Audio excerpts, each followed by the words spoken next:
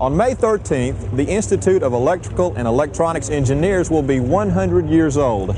Throughout this centennial year, the 33 societies comprising the Institute will be celebrating this historical event. The Power Engineering Society was privileged to be the first to hold a general meeting this year. The 1984 winter meeting was held in Dallas, January 29th through February the 3rd.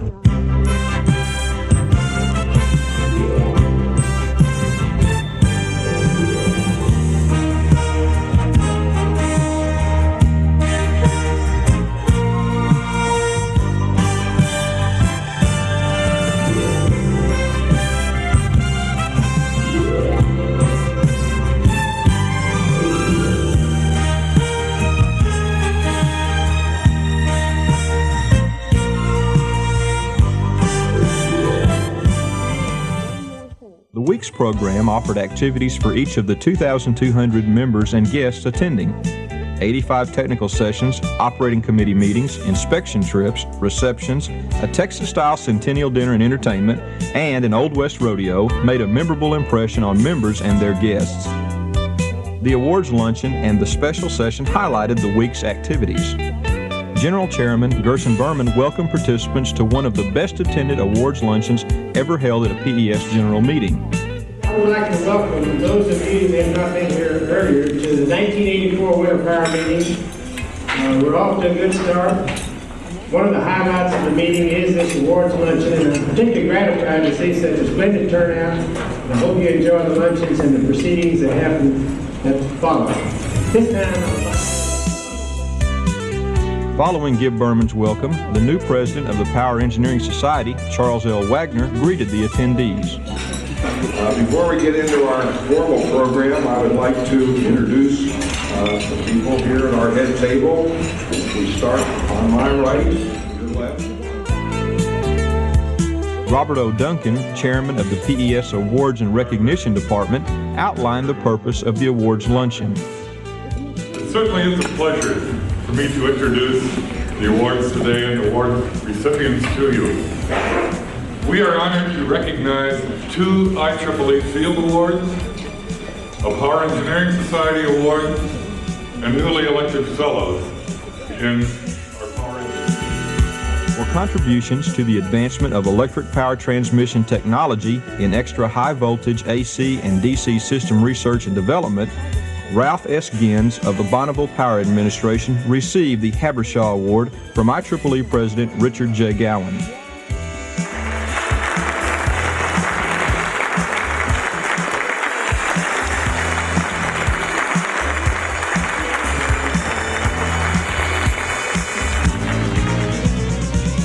Herbert H. Woodson of the University of Texas at Austin received the Nikola Tesla Award for contributions to power generation technology, particularly in superconducting generators and magneto-hydrodynamic generators. It's an honor to present to you Dr. Herbert H. Woodson.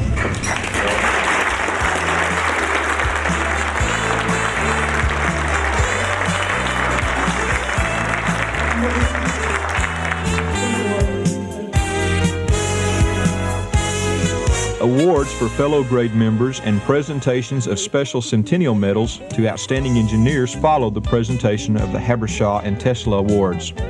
The luncheon also recognized outstanding student contributions. The 1983 Steinmeier Student Prize Paper Award was awarded to Thomas J. Cunningham of Ohio State University. Gentlemen, these students for the prize papers, this is our future, our next 100 years. So I want to congratulate you, Mr. Cunningham, for your fine paper, present you with this award, and this might be probably like that too.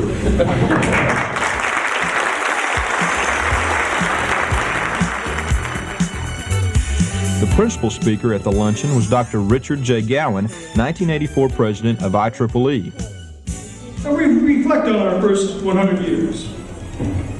There are many elements of our profession that appear to have retained a degree of constancy. And I'd like to look at some of those with you today. In spite of the many, many changes in technology, we find that looking back to our founders, there are areas that remain of interest to us today. And those areas are very closely associated with the history of the IEEE. And if you permit me, I'd like to focus upon 4 areas at this time. I'd like to look at the concepts of exchange, the concepts of excellence and of education, and of the promotion of the understanding of technology. The special session following the awards luncheon marked the 26th that the Power Engineering Society has held since 1970.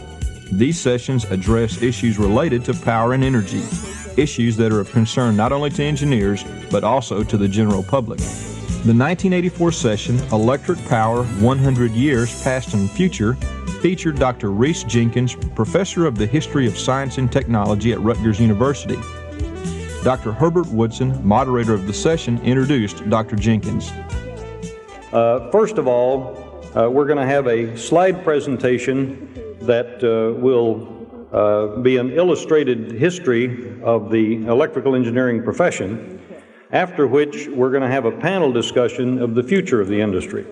So let me not delay any further and introduce to you Dr. Reese V. Jenkins, who is Professor of the History of Science and Technology at Rutgers University and Director and Editor of the Edison Papers Project, which is collecting the history of Thomas Edison's activities.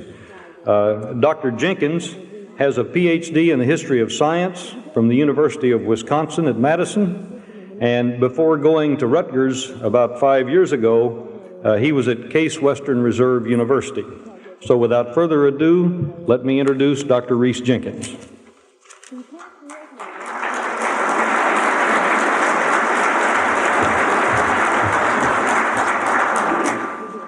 Thank you. The year is 1884, and the setting is New York. As the nation's largest city, New York boasts a population of 1.3 million people, or nearly 3% of the total population of the country. It is the nation's financial and commercial center and is also the hub of technological and engineering development. Already 3 national engineering societies are headquartered here: the American Society of Civil Engineers, the American Institute of Mining Engineers, and the American Society of Mechanical Engineers. On Broadway is the Western Union Telegraph Company, the nerve center of the nation's instantaneous electrical communication. For a decade and a half, telegraphic stock tickers have provided America's financial community with the latest quotations. In the early 1880s, Alexander Graham Bell's telephones had begun to appear in offices. In September 1882, Thomas Edison had started the continuous operations of his Pearl Street Central Station, providing incandescent lighting service to a small district in Lower Manhattan. A year later, in the spring of 1883, the city had exulted at the opening of the great East River Bridge between New York and the nation's third largest city, Brooklyn. Edward Weston's electric arc lighting system illuminated this New York monument. Nationally, the year 1884 is witnessing a brief economic recession, and presidential election fever is infecting politics. To the electrical world in America, the International Electrical Exhibition, to be held in Philadelphia in September, is eagerly awaited. Early in the year, a small group of electrical men are worried that there is no national organization concerned primarily with electrical matters to receive foreign guests at the Philadelphia exhibition. A number of foreign visitors, especially from England, are anticipated because the annual meeting of the British Association for the Advancement of Science is being held in Montreal late in the summer. In mid-April, 25 leading figures in the electrical industry endorse and circulate a call for organization of the American Institute of Electrical Engineers, self-consciously modeling it on the American Civil, Mechanical, and Mining Engineering Societies. We reach the climactic day, Tuesday, May 13th, 1884. Early in the morning, the American inventor Cyrus McCormick dies.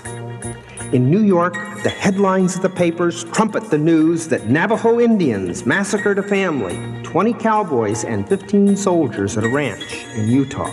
The contrast of the city and the receding frontier are apparent. By early evening, a warm drizzle is falling on the cobblestone streets of New York. As the 8 o'clock hour nears, men begin to arrive at 127 East 23rd Street, the meeting rooms of the American Society of Civil Engineers. A large and enthusiastic group, largely from New York, gather, and the meeting begins with a discussion and establishment of the rules of organization and membership. A little later, ballots are cast for officers, and Norman Green, president of the Western Union Telegraph Company, is elected the first president of the new American Institute of Electrical Engineers. Many of the other officers are drawn from the telegraph community. However, those in attendance include many involved in electric lighting and a few from the telephone industry. Prominent names among the vice presidents and managers are Thomas Edison, Alexander Graham Bell, Charles Brush, Stephen Field, Alicia Gray, Edwin Houston, Theodore Vail, and Edward Weston. As the enthusiastic meeting draws to a close, Nathaniel S. Keith, Secretary of the AIEE, reads a letter from the U.S. Patent Office examiner for the class of electricity. And then, after several resolutions are passed, the first meeting of the AIEE is adjourned. Now, the goal that was the initial impetus for establishing the AIEE is addressed during the ensuing months. The organization is given free use of rooms in the exhibition buildings during the International Electrical Exhibition in Philadelphia from September 2nd to October 11th. Many domestic members and foreign electricians visit the new association's rooms. And on October 7th and 8th, the first formal professional meeting is held at the exhibition with the presentation of 12 technical papers. Hence, between March and October of 1884, a national professional organization of electrical engineers was established in the United States. Significantly, the initial leadership in the organization came from the telegraph industry, the principal area of application of electricity until the advent of telephony and commercial electrical lighting in the late 1870s and early 1880s. The professional meeting held in early October 1884 carried the symbols of the then, past, present, and future of electrical engineering.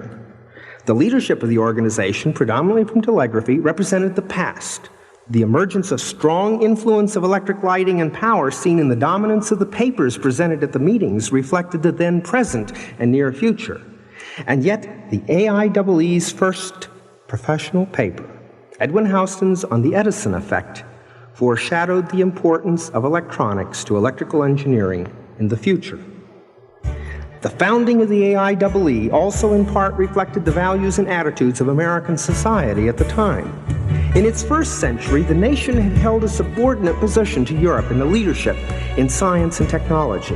The 1876 Centennial Exhibition in Philadelphia symbolized America's technological coming of age. Yet, in areas closely related to science, especially chemistry and electricity, Europe was still considered preeminent. The Society of Telegraph Engineers and Electricians, which later became the IEEE, had started in England in the early 1870s. With the potential of foreign electrical engineers arriving, American national pride proved the stimulus for creating a national organization, largely with the leadership of the local New York Electrical Society. Yet, another aspect of American culture provided the setting for American electrical engineering even before the founding of the AIEE, and has continued as a strong element over the past century. From the founding of the American nation, the conflict between centralized and local control has been strong, whether reflected in the tension between state and federal rights or between the individual and the state. Likewise, the conflict between central and local control, between government and individual control or ownership, has marked electrical engineering design. Like the balance of powers in the Constitution, a balance of social values and technical traditions have marked major engineering achievements. Two early examples are striking. In telegraphy, by the 1870s, the American system was a national network with centralized coordination, regional input of electrical energy into the line, and local control of message sending and receiving. Likewise, Edison's Pearl Street station, the model for generation and distribution of electricity for incandescent lighting, was designed with a central generating station, but with the local control of the lighting. Edison's system was modeled on urban gas lighting. Gas had to provide highly reliable, continuous service because if the gas pressure fell, the flame would go out, and then when the pressure was restored, the occupants would be asphyxiated. Urban gas systems employed central generators and stored gas under pressure in order to provide this necessary continuous service. In order to compete with gas, Edison's system required continuous service also, but electricity could not be stored in tanks as with gas. Therefore, Edison and power engineers since have worked to provide continuous and responsive service to customers. The individual consumer controlled the lamp, and the central station had to be responsive to the consumer demand. That important value, established during the incubation period of electric lighting, has set the pattern of consumer expectations and engineering design. As we now look at a century of electrical engineering with special attention to power engineering, we see three approximately equal periods. First, from the 1880s through the teens. Second, the 1920s into the 1950s. And third, from the late 1950s to the present. Each period reflects important new horizons and directions in electrical engineering, and each reflects patterns of centralization and decentralization. Rapid electrification, the emergence of AC, and early development of radio dominate the period from the 1880s through the teens. By late in the 1880s, more than 180 Edison central stations were installed across the United States. Clearly, the incandescent light and the central station had triumphed over the arc light, an isolated station. But in the 1880s also, the direct current system encountered the serious challenge of AC. Edison and his associates sought to thwart the adoption of AC, charging that AC was far more dangerous to human life than DC. During the 1880s, Edison continued to dominate not only the construction of power generating plants across the nation, but also the electrical companies manufacturing the generation and distribution equipment as well, companies that soon became the General Electric Company. However, entrepreneur and inventor George Westinghouse drew upon the theoretical and practical work of several electrical engineers to introduce a competitive AC system. Perhaps influenced by his personal experience with high-pressure transmission of gas, Westinghouse in the mid-1880s drew upon European ideas regarding AC and set William Stanley to work in a laboratory at Great Barrington, Massachusetts. The Westinghouse AC system, employing transformers in a parallel circuit, was commercially introduced in 1886, and soon Westinghouse sold a large number of AC central stations. The great advantage of the AC system envisioned by Westinghouse was the efficiency of transmitting electricity at high voltage and using transformers for provision of electric power at low voltages to the consumer. Where DC stations were only practicable in high-density urban areas, the AC system made practicable electrical supply to suburban, low-density population areas as well. The introduction of the AC system allowed for larger scale generation and consequently more centralized production of electricity than possible with the DC systems as designed in the late 19th century. Two major engineering developments were critical to the rapid acceptance of the AC system in the United States. The first was the design of an effective AC motor so that the usefulness of AC electrical power could be extended to industry. European work on AC motors in the middle 1880s climaxed with the achievement of Nikola Tesla, who presented in May 1888 at a meeting of the IEEE a significant paper on AC motor design. Tesla's patents on the polyphase induction motor soon came under control of Westinghouse, who continued development work in order to make it commercially practicable during the middle 1890s. The second major development was the introduction of the high-speed steam turbine, to replace the slower and less efficient steam engines which were used to drive the direct-connected AC generators. Drawing upon European turbine designs developed in the 1880s, Westinghouse introduced horizontal turbo generators late in the century, and GE soon followed with vertical ones. These machines provided the substantial savings in operating costs. Also, because they were much smaller, weighing only 1/5 as much as equivalently rated reciprocating steam engines, they provided lower initial costs for the prime mover. In 1893, the Niagara Falls Power Company chose AC as its method of generation and transmission. Its successful operation beginning in 1895 symbolized the triumph of AC over DC for large-scale central station generation and transmission. DC did not disappear as the work of Frank Sprague from the 1880s and of Thomson Houston Company, which combined with the Edison companies eventually became GE, placed DC at the heart of electric traction. Between 1890 and 1910, electric traction grew rapidly for both municipal transit and for interurban transportation.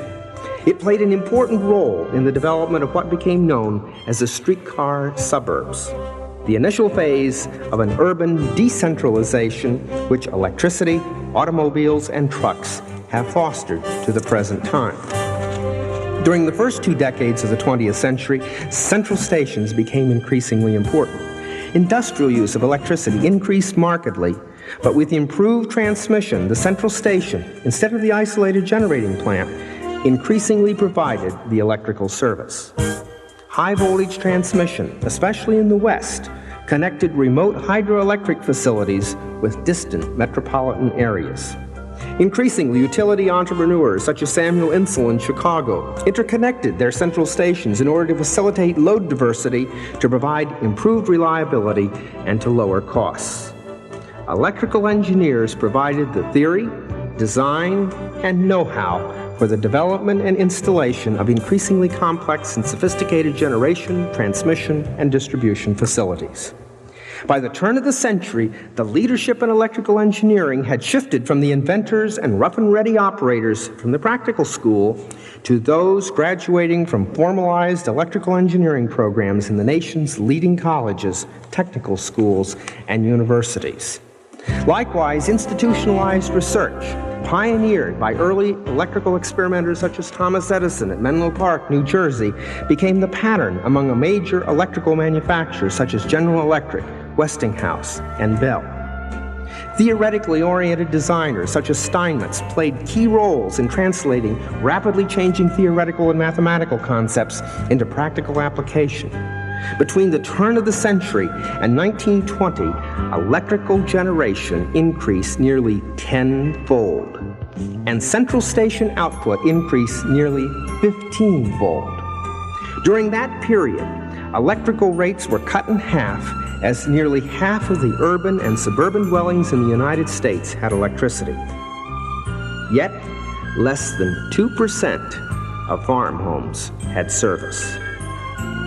During the period from the mid-1890s to the early teens, a new area of electrical engineering emerged: wireless, or radio. With notable leadership from Marconi, and especially with the success of his transatlantic broadcast in 1901, a cadre of young radio experimenters emerged. By the early teens, these young experimenters became increasingly self-conscious of the distinctiveness of their work in the context of the dominant power engineering interest of the IEEE. In 1912, they established their own professional organization, the Institute of Radio Engineers. But we shall hear more of electronics and the IRE later. Clearly then, between 1884 and 1920, electrical engineers, power engineers in particular, had created many new horizons and had initiated an energy revolution in the urban home and factory. Already, a strong trend of centralized production and control of electrical distribution was underway. A drive toward ever larger output of generators was offset by efforts to reduce the size of turbo generators per unit of output. Transmission line voltages were being increased, and yet Fundamental to the nation's electrical supply system was the basic premise that the utility had to respond to the consumer's demand for service at any moment of the day or night. Ultimately, the consumer was in control. Electrical engineers had to design the system to respond reliably to that control, and utility executives had to plan and finance power systems. During our first period, the 1880s to 1920, the basic direction for power engineering was established.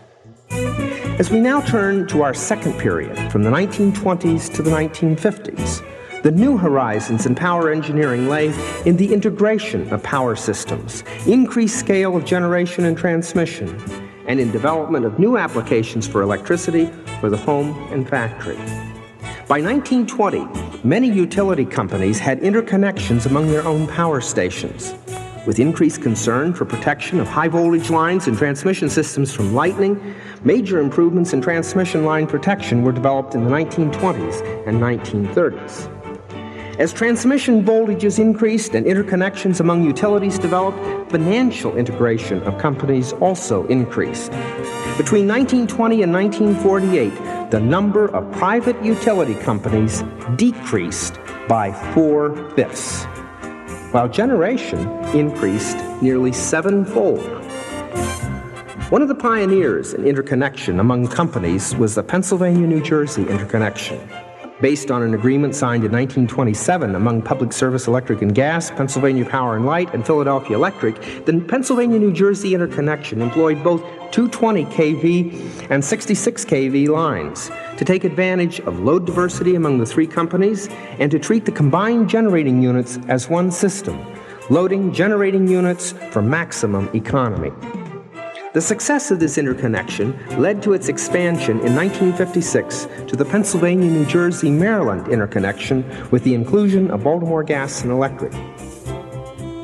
In the mid-1930s, two 287 kV lines connected the Hoover Dam on the Colorado River with Los Angeles, and a third line was completed in 1940. Likewise, in the 1930s, TVA and REA brought whole new dimensions to power engineering and to public power. Clearly, high-voltage AC transmission had introduced ownership and generation control at the regional level. As improved telemetering and communications developed, increasingly centralized control was possible for ever larger regions. Another pioneer in the development of high-voltage transmission and regional interconnection was American Gas and Electric. Led by Philip Sporn, an electrical engineer and executive with unusual vision and drive, American Gas and Electric invested in research and development of high-voltage transmission, protection, and control. During the 1940s, the company developed a basic design for a new level of transmission, a 345 kV system.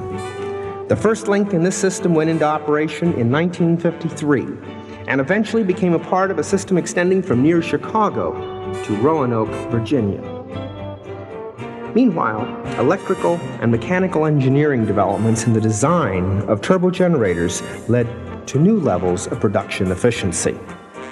Between 1925 and 1950, metallurgical improvements, changes from cast iron to cast steel to alloy steels, encouraged a 50% increase in steam temperatures and nearly a 500% increase in steam pressure. As a consequence, turbogenerator ratings quadrupled and fuel consumption per kilowatt hour nearly halved. At the same time, rates charged customers were less than half. Associated with the new opportunities that the power engineering was creating were important questions of public policy. The share of the population that enjoyed electrical service grew dramatically between 1920 and 1950. Service was extended from a little over 1/3 to 95% of all U.S. residences, with the most dramatic change coming in the 1920s. Yet, in 1920, less than 2% of farm dwellings had service, and by 1930, it had only risen to 10%. By 1950, nearly 80% had electricity.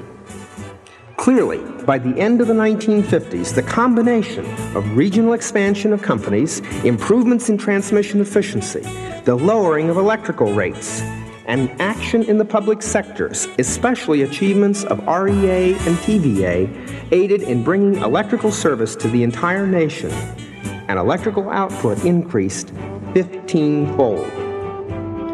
Work of mathematically oriented engineers like Edith Clark and increasingly intimate links to physics fostered the new levels of achievement. Widespread availability of reliable electrical service and strong advertising programs from utilities and manufacturers encouraged broad adoption of domestic appliances that transformed the American home. In the post-World War I era, irons, fans, toasters, vacuum cleaners, and washing machines became increasingly common. In the late 1920s and 1930s, refrigerators and even electric ranges grew in popularity. Another domestic appliance, the radio, became commonplace and set new patterns of recreation in the 1930s and 1940s. KDKA, Pittsburgh, pioneered in 1922 in commercial broadcasting, and soon American homes were filled with radio news, sports broadcasts, music, and dramas. Emerging in the 1930s, radio networks centralized programming production and set national patterns to be followed with the introduction of television in the late 1940s. Now, the automobile is generally not regarded as an electrical vehicle, but the electric self-starter, electrical ignition system, lighting, and metering systems in the car meant that the automobile could not function without electricity. While ownership and production of electricity was increasingly centralized and the transmission and distribution encouraged both domestic and industrial decentralization, the automobile, the truck, and the radio reinforced decentralizing tendencies, which culminated in suburbanization and the breaking of the social barriers between the farm and city living. Electrical engineering also played a key role in military efforts associated with World War II and the Cold War. Radio and electronics were highly visible in the war effort and in new directions in research. Power engineering played its part in meeting the demands of industry for wartime production and, remarkably, also meeting domestic demands in the face of broad domestic energy, material, and manpower shortages. During the period from 1920 to 1950s, the new horizons lay in integration of power systems, increased scale of generation and transmission, and development of new application for electricity for the home and factory. As we turn now to our third and last period, the past quarter century, power engineering has continued to create new horizons in a period of rapidly changing technical, economic, and social change.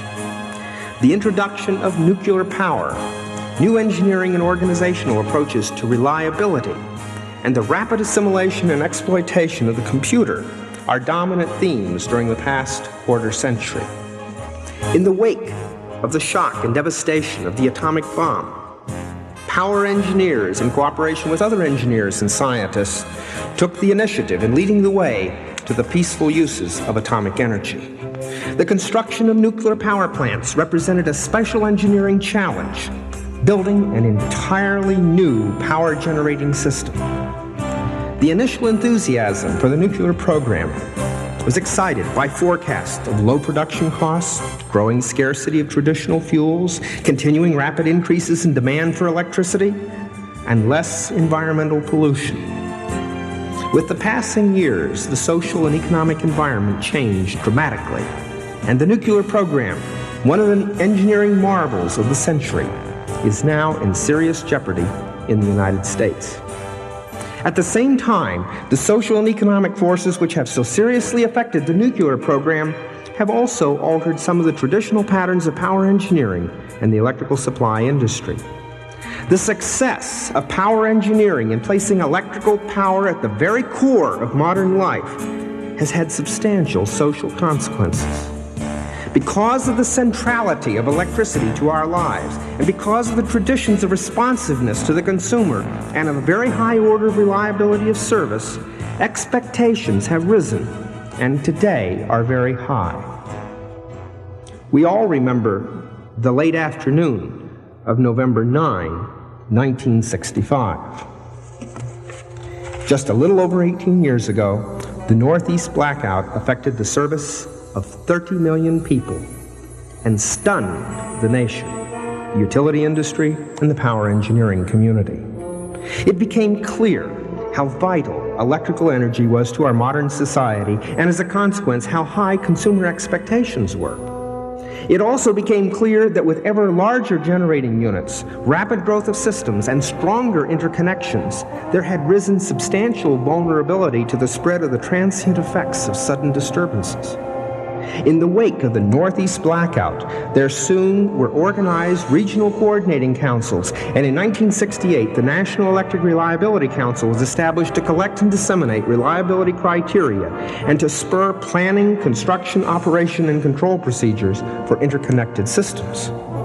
While consumers expected the historic trends of stable or falling rates to continue, instead, the late 1960s and 1970s witnessed an increasing concern for environmental impact of power plants, whether nuclear or fossil fuel, sharp increases in fuel costs, especially for oil, sharply increased regulation at all levels of government, and an inflationary economy in the 1970s with high interest rates. Consequently, energy costs skyrocketed. Growth in consumption of electricity slowed markedly, and the direction for engineering creativity shifted, at least in part, from increased production and large-scale production economies to conservation, more efficient utilization of energy, and alternative fuels. Thus, changing values and conditions within the social environment have helped to set some new goals and agendas for engineering. At the same time, some of the traditional directions and values have continued. One of the important continuities, the improvement in generators and continued integration of systems and ever higher transmission voltages. By late 1960s, 345 kV was adopted by many utilities in the Midwest, in Texas, Oklahoma, New Mexico, and Arizona, and in the Northeast. Soon 500 kV followed. In 1967, American Electric Power completed the first line of a 765 kV system to overlay its 345 kV lines. Meanwhile, today, a number of research testing programs are working on 1100 kV. At the same time, high-voltage long-distance DC transmission was introduced in the early 1970s with the Pacific Intertie linking the Northwest Pacific region with Southern California. The advantages of long-distance DC transmission, less costly lines, lower transmission losses, and insensitivity to many systems problems that restrict AC, are encouraging present development. Because of the economic advantages, interconnection, now even across national borders, has been a trend that has continued since the turn of the century. Key to the success of interconnection has been the development of sensitive metering devices, telecommunications, and computerized controls. Electronics, whether in communications or information and data processing, have transformed our lives and also have helped to revolutionize power engineering. In 1912, the IRE was established, separate from the AIEE.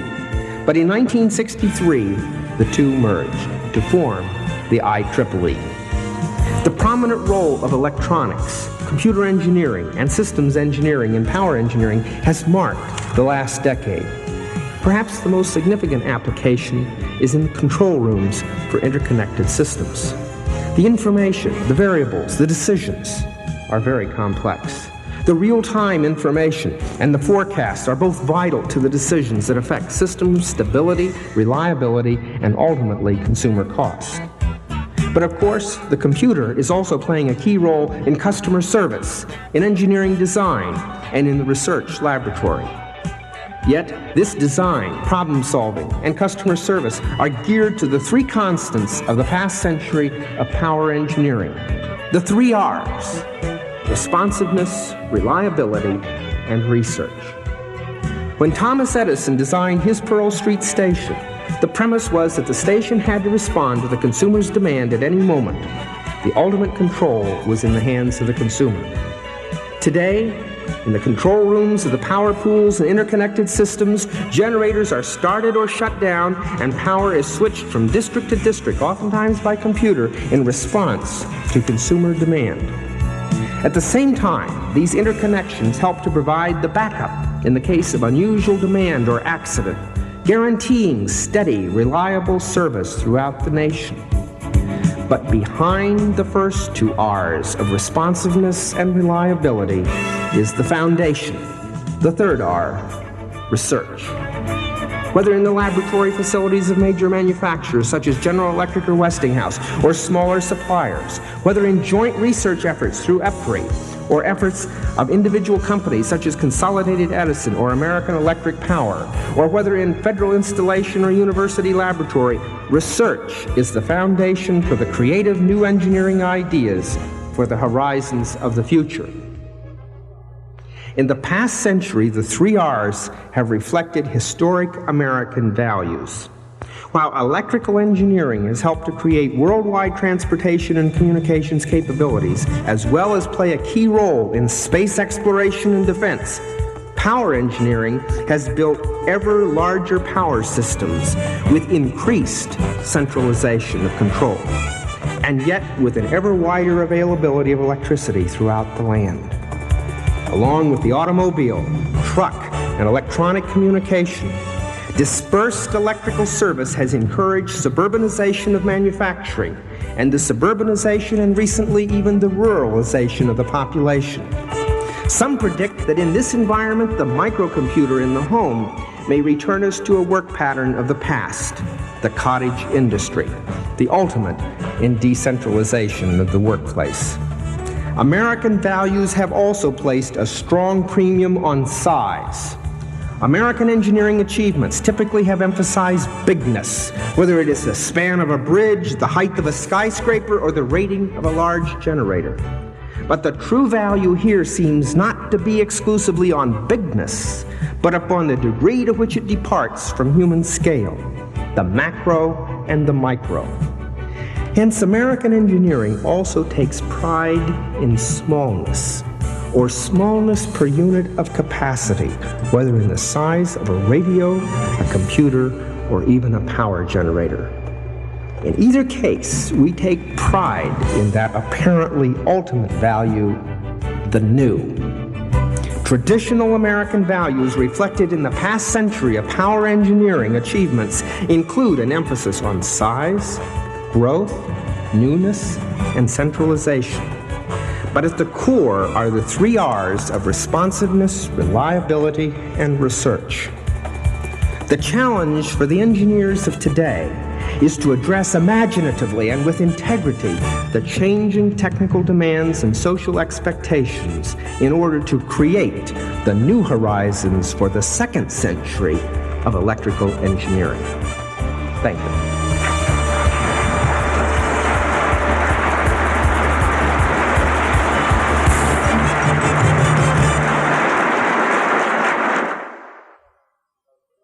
Thank you very much, Dr. Reese. If our panelists could come up here and occupy their places on the stage, we'll continue. All right. Well, first of all, in the program, you will find biographies of each of our three panelists, and I won't read those to you. I will simply make the observation that, to me, first of all, these three gentlemen are engineers. And not just ordinary run-of-the-mill engineers. Each one of them, their engineering accomplishments have been recognized by their election to the National Academy of Engineering. Then, on top of being first-class engineers, each is or has been the chief executive officer of a major corporation, major utility, with one of them even having switched hats here in the recent past. So the combination of these two things really qualify these gentlemen quite well to talk about the future of the electric power industry. So without further ado, let me introduce, first of all, William R. Gould, who is chairman of the board of directors and chief executive officer of the Southern California Edison Company. Mr. Gould. Yes, fine. thank you very much, Herb. I can't tell you how much I enjoyed that last presentation. It was just like seeing the history of everything that I had hoped and dreamed of a professional career unfold. And so it's with a little bit of emotion that I approach the podium today. But ladies and gentlemen, there's another aspect of emotion here too. In the last 24 hours and going among the halls and meeting old friends and whatnot, it's been rather a sentimental journey for me. Southern California Edison's adoption of a commitment to a renewable and alternate resource program is an example of a new utility corporate policy designed to meet the changing business environment. Until the early 1970s, energy prices were relatively stable, and the real price of electricity had fallen because of abundant and inexpensive fuels, technical developments in generation and distribution, and economies of scale in ever larger and more efficient power plants. Demand for electricity increased steadily at 7% per year or greater, and most of us thought that it would go on forever. We discovered after the 1973 oil embargo that our operating climate had changed dramatically. Previously inexpensive and abundant fuels became costly, scarce, and potentially unavailable. Inflation and double-digit interest rates were making project financing a nightmare. Large economical centralized generating stations were increasingly difficult to build. Economies of scale no longer applied, and there was increased government regulation and public intervention. We gradually realized that existing conventional technologies, oil, gas, coal, nuclear, were by themselves currently inadequate to meet future electricity requirements. There came a glimmer of a question that we faced as a corporate body. Was it time to set the old procedure aside, if only for a few years, and do something different? Customers were seeing their electric bills go up dramatically, and at the same time, the electric industry was experiencing severe financial problems. Based on our company's foundation of nuclear, coal, hydro, baseload production, and the achievement of some significant successes in research and development, we felt we could consider accelerating the development of alternate and renewable resources, and in so doing might better serve the interests of our customers and shareholders as well as the total public interest. Our new resource strategy will call for no new large traditional central station plants to be built within the next 8 to 10 years. After that, I will say very clearly, if there is no better alternative, we will have to return to the traditional baseload facilities.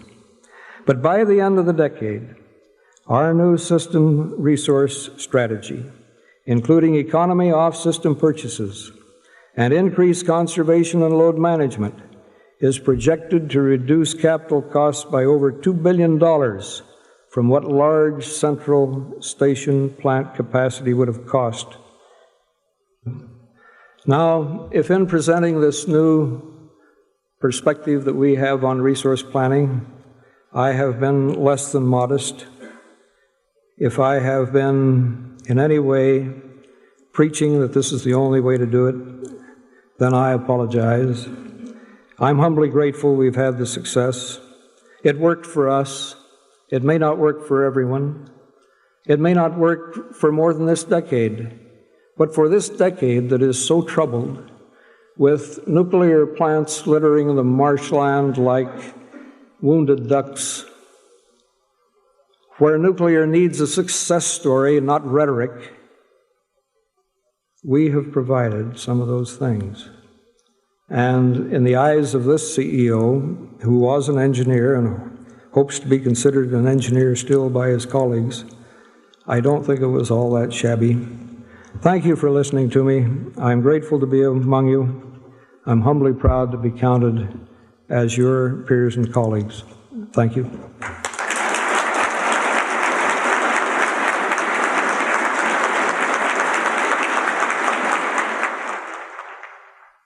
Thank you, Mr. Gould. Our next speaker is Mr. T. Lewis Austin, Jr., formerly Chairman and Chief Executive of Texas Utilities Company and now President and Chief Executive Officer of Brown and Root Corporation.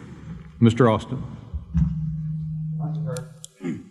I asked to change the schedule a little because when you go from Chief Executive Officer of a holding company to the President of an operating company, it's quite a change. But I want to close by saying that some way or another, that was a wonderful film that Dr. Jenkins had there. We made it 100 years, but we made it a lot further than that, you know. Some way or another, man has made it from the Garden of Eden to Dallas, Texas. And some way or another, with the utility people helping, we're going to make it from Dallas, Texas through the next 100 years. But I think the utility people now are about like the old saying that some men are born great, and some men achieve greatness, and some men have greatness thrust upon them. Well, the utility industry is having greatness thrust upon us. And I think the utility industry must lead and must stand up and say the hard things, the hard decisions that this society must make today. We must get with competent philosophers and competent plumbers together, and we must find what is a socially accepted human endeavor. But I'll leave you with this message, that sure, we made it from the Garden of Eden to Dallas, Texas, and we're going to make it on, but we made it because I'm just a fundamental foot-washing Baptist. I love all the Catholics and Jews and everybody else, raise money for them and everything else, but I'm a foot-washing Baptist. And in my opinion, when the Bible says that God created man in his own image, then that gave us the birthright. If God is a creator, that each one of us are creators in our own rights, and that what is going to get us, has gotten us from the Garden of Eden to Dallas, Texas, and is going to get us from Dallas, Texas on in the future, is the creative mind of man. And we're going to go with this nation because we are free, but we've got to make some hard decisions, and the utility people's in the front of it. And I know everybody gets tired of beating your head. Sometimes I feel like Billy the Punch Drunk Grosbeak. But we got to quit picking out an image in this nation and lead the people to the future. You're a great audience, and I'm sorry I got to go, but my boss now says he wants to see me at 4:30. Thank you.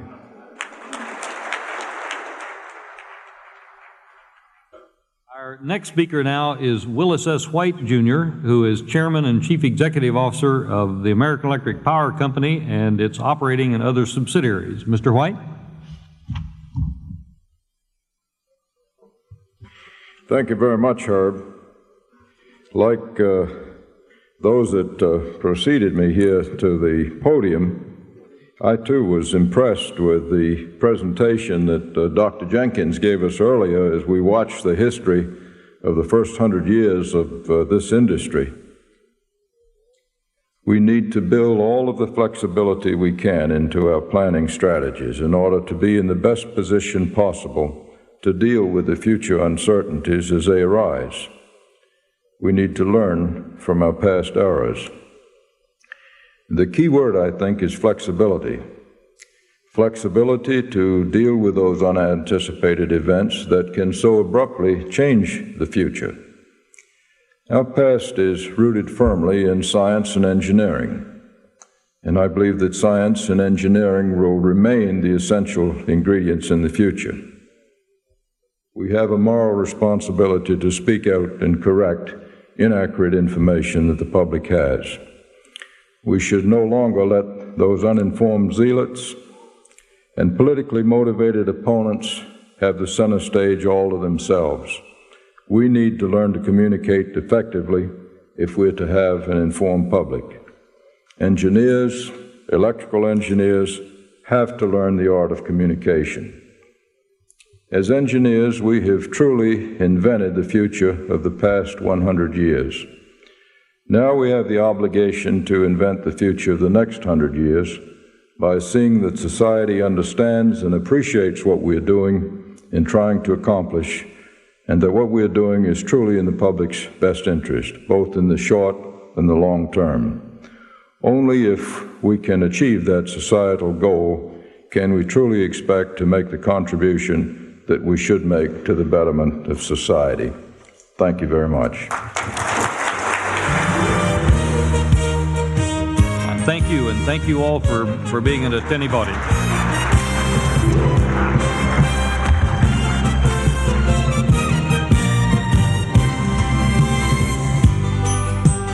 As the IEEE reaches out to its second century of electrical progress, the Power Engineering Society joins the other IEEE societies in reaffirming its commitment to the pursuit of an ever-improving future for mankind through electric power.